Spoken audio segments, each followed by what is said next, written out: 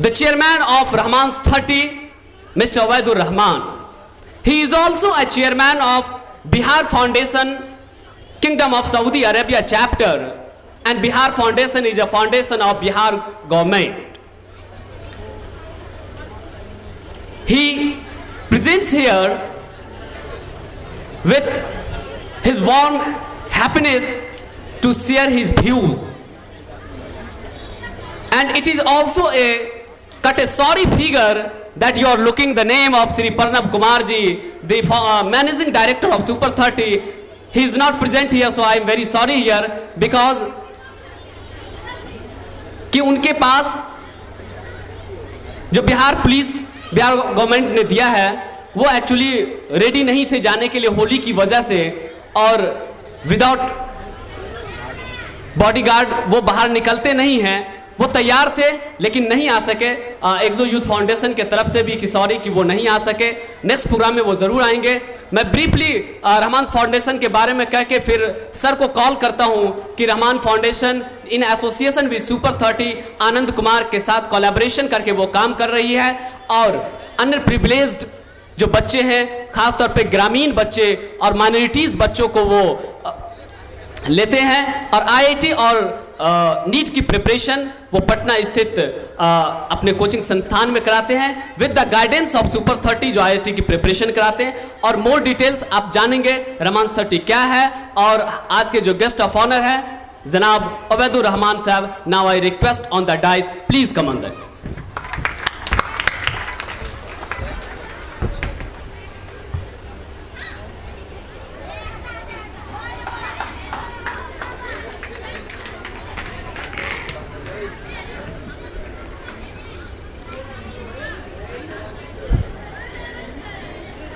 अजमल साहब, आज के मुख्य अतिथि अजमल साहब बीडीओ,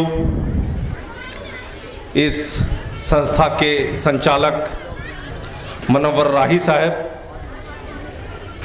मुन्नी देवी मेयर जो अभी कुछ देर पहले यहाँ थी, अभी यहाँ से चली गई, जलालुद्दीन साहब, मुमताज़ आलम साहब पूर्व मेयर और हमारे बहुत ही अच्छे मित्र, कायनात मैम, रबी अवस्थी मैम, तलत नाहिद मैम, और यंग काशिफ और शादाब, और हमारे मित्र डॉक्टर दस्तगीर कैफ़ी साहब, आप तमाम लोगों को अस्सलामु अलैकुम वरहमतुल्लाहि वबरकातुहू।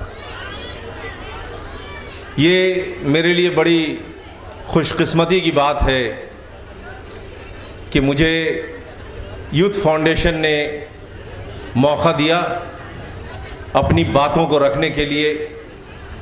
जैसा कि आपको पता है कि एजुकेशन एक ऐसी ताकत है जिसकी बुनियाद पे आप दुनिया को फतह कर सकते हैं। अगर आप इतिहास के पन्नों में जाएंगे तो देखेंगे कि हमेशा इल्म ने वो लोग जिनको अपनी बाजुओं पे बड़ा घमंड था या है, उसको इल्म की ताकत ने हमेशा ज़ेर किया। अफ्रीका में जो अफ्रीकन हैं जिनको अपने मसल पावर पे बहुत ज़्यादा घमंड है और रियली में उनके पास ताकत भी बहुत है, लेकिन जो अंग्रेज़ हैं उन्होंने नई टेक्नोलॉजी लाई और इल्म की बुनियाद पे, और उनकी ताकत को वहीं के वहीं घेर कर दिया। ये सारी चीज़ें इल्म की वजह से हुई। और मैं जब आज यहाँ आ रहा था तो हमने बातों में पूछा मनव्वर साहब से कि क्या कितने देर तक मुझे बोलना है, तो उन्होंने कहा कि मैंने घड़ी ही नहीं पहनी है तो मैं बता नहीं सकता हूँ। बहरहाल मैं एक अहम बात आपको बताना चाहता हूँ, क्योंकि ख़ास के यहाँ पर बच्चे बहुत ज़्यादा हैं, यूथ, और मैं देख रहा हूँ कि बच्चियाँ सबसे ज़्यादा हैं, और वैसे भी जो रिज़ल्ट्स आते हैं उसमें बच्चियाँ का नुमाया कारकर्दगी पिछले कई दिनों से एक चर्चा का विषय है और मोहब्बत, वो बहुत ही मुबारकबाद की मुस्तहक। उन्होंने जो काम किया है और कर रही हैं, यहां भी नजर आ रहा है कि बच्चियां ज्यादा हैं और डेडिकेशन से बैठी हैं। एजुकेशन की बात करते हैं हम। आपने नोकिया मोबाइल का सुना होगा नाम, टैग लाइन देते थे कनेक्टिंग पीपुल, कनेक्ट करने के लिए। लेकिन आज इस मोबाइल टेक्नोलॉजी में उसका नाम कोई नहीं जानता है। वजह यह है कि उसने टेक्नोलॉजी को, जो आज की डिमांड थी, जो आज की नीड है, उस टेक्नोलॉजी को अडॉप्ट नहीं किया, इसलिए वो गायब है, नजर नहीं आती। तो आप अगर जो आज की जरूरत है उस टेक्नोलॉजी को, उस पद्धति को अडॉप्ट नहीं करेंगे तो आप पीछे रह जाएंगे।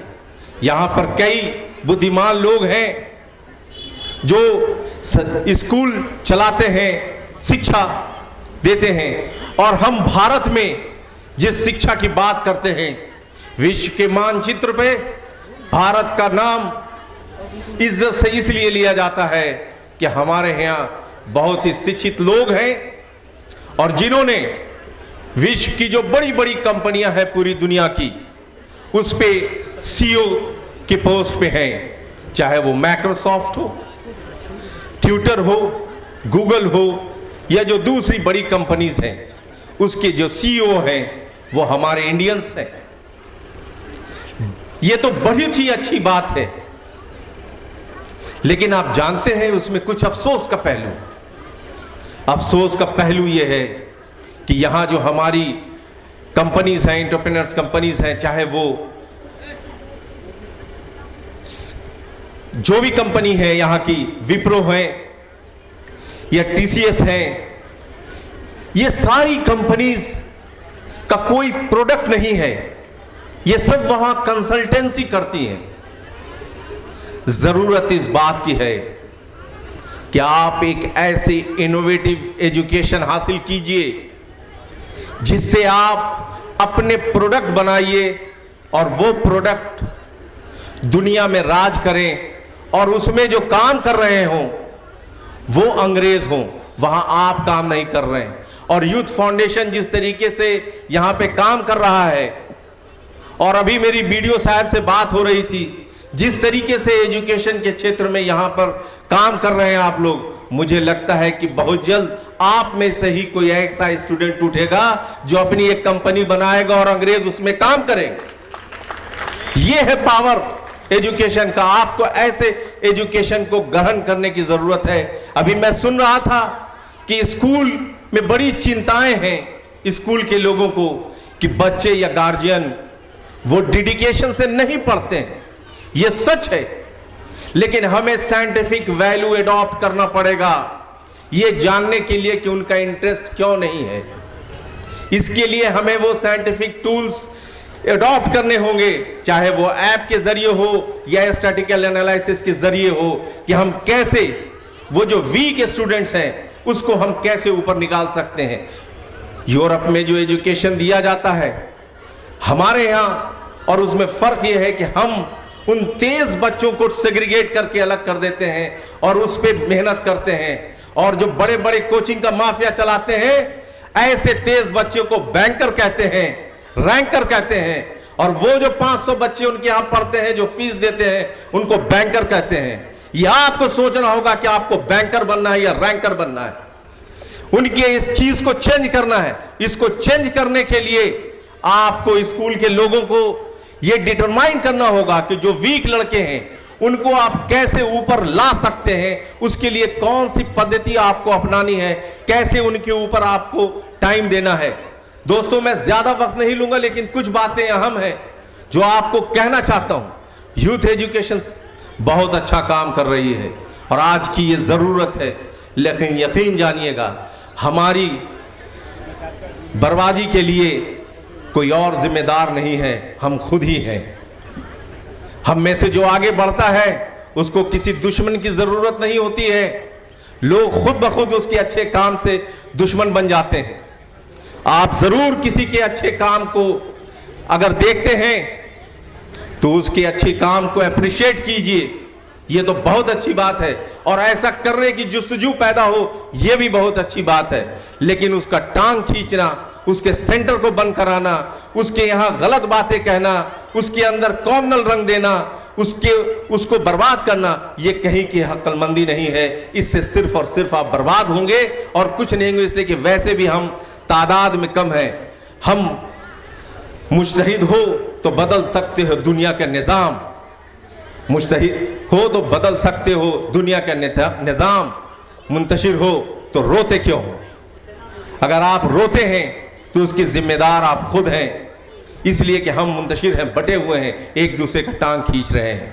ज़रूरत इस बात की है कि हमारे अंदर एक जहती हो, हम मिल के काम करें, एक दूसरे को सपोर्ट करें। बीडीओ साहब जो काम कर रहे हैं उसमें सपोर्ट करें, जो रहमान सटी काम कर रहा है उसमें काम करो, जो स्कूल्स है उसके अंदर आप काम करें। आपको मैं बता देना चाहता हूं, जैसा कि अभी दस्तगीर साहब ने बताया, रहमान सटी जो प्रोग्राम कर रहा है, जिसके ज़रिए उन गरीब नादार बच्चों को जो मौका दिया जा रहा है, हम दरभंगा के अंदर भी एक सेंटर डाल रहे हैं, जहां पहले हम कुछ बच्चों को यहां से ले जाते थे, अब मैक्सिमम बच्चे दरभंगे के अंदर ही पढ़ सकेंगे, ऐसी व्यवस्था हम कर रहे हैं। हम लोग बहुत एग्ज़ाम कराने वाले हैं। अब मार्च के एंड में या अप्रैल के फर्स्ट वीक में हम इंट्रेंस एग्ज़ाम कराएंगे। उस इंट्रेंस एग्ज़ाम के ज़रिए जो बच्चे इसमें क्वालिफाई करते हैं, ऐसा जैसा कि आपको पता है कि जो बच्चे हमारा इंट्रेंस क्लियर कर लेते हैं उनको पटना में रहने, खाने और पढ़ने की व्यवस्था बिल्कुल मुफ्त की जाती है। लास्ट ईयर भी कुछ बच्चे सिलेक्ट हुए थे दरभंगा से, अभी भी पढ़ रहे हैं कुछ। मैं आखिर में जो बातें आपसे कहना चाहता हूं वो ये है कि जो ये यूथ बच्चे हैं, सिर्फ आप अपनी नज़र सिर्फ इस बात पे नहीं रखिए कि मुझे सिर्फ डॉक्टर या इंजीनियर ही बनना है। सितारों के आगे जहां और भी है, और भी बहुत सारे फील्ड्स ऐसे हैं, बहुत सारी चीज़ें ऐसी हैं जिसमें समाज में हर चीज़ों की, हर तबके के लोगों की ज़रूरत है। चाहे आप डॉक्टर बने, इंजीनियर बने, या आप यूपीएससी में जाएं, बीपीएससी में जाएं, चाहे आप बड़े लॉयर बने, समाज में हर तरह की चीज़ों की ज़रूरत है। इसमें जितने भी इदारे एक दूसरे के लिए काम कर रहे हैं, इसमें बाहमी एक दूसरे का सपोर्ट करें, एक दूसरे को बुराई या बदनाम न करें। अगर आज एक दूसरे का हम सपोर्ट करते हैं तब हम कल आगे बढ़ेंगे। और मुझे यकीन है कि इसी तरीके से यूथ फाउंडेशन और जो लोग यहाँ पर एजुकेशन का काम कर रहे हैं, मनव्वर राही साहब जैसे लोग, अगर ये इसी तरीके से निरंतर काम करते रहे तो अगले 10 सालों में मुझे यकीन है कि जब मैं कभी बूढ़ा हो जाऊंगा, आज से कुछ सालों के बाद, वैसे कुछ लोग कह रहे होंगे कि बूढ़े तो अभी ही हैं, लेकिन मैं मन से बूढ़ा नहीं हूँ, शायद शक्ल से छवि से बूढ़ा लग रहा हूँ। लेकिन जब मैं बहुत बूढ़ा हो जाऊँ और लाठियाँ लेके चलने लगूँ और टीवी पर एक दिन अपने घर में प्रोग्राम देख रहा है और देखा कि एक बच्चा इंटरव्यू दे रहा नासा में, फिर मुझे याद आया शायद इस बच्चे को मैंने देखा है, फिर जोर दिया जहन पे तो पता चला कि ये वही बच्चा है जिससे मैं यूथ फाउंडेशन के दरभंगा के प्रोग्राम में मिला था। ऐसी मेहनत कीजिए कि आपको विश्व में देखा जाए। बहुत बहुत शुक्रिया।